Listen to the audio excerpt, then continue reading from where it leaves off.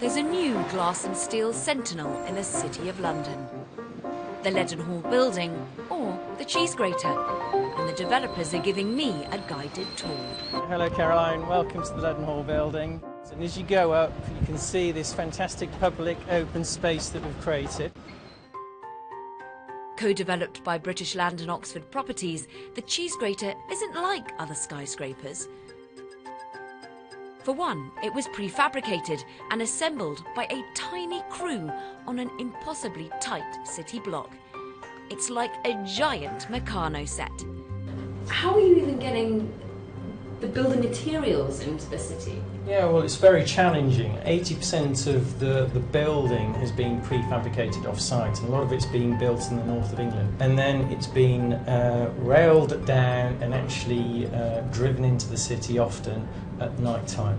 More than half the office space is already rented out, with tenants due to start moving in early next year.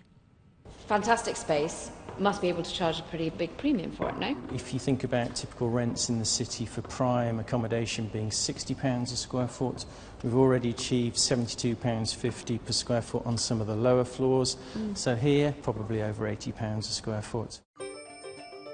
London's skyline is changing faster now than it ever has. 7 towers are scheduled to be finished in the next 2 years. More than 230 are in the pipeline for the next decade. It's an extraordinary building boom that's being stoked by demand for office and residential space. You've got to look at a place where you can compete and where you think has the long-term ability to generate those returns. And London, when you start to go down and tick the boxes on that list, London really is the obvious first place for us. Bets are paying off for developers who took the risk and started construction despite the financial crisis.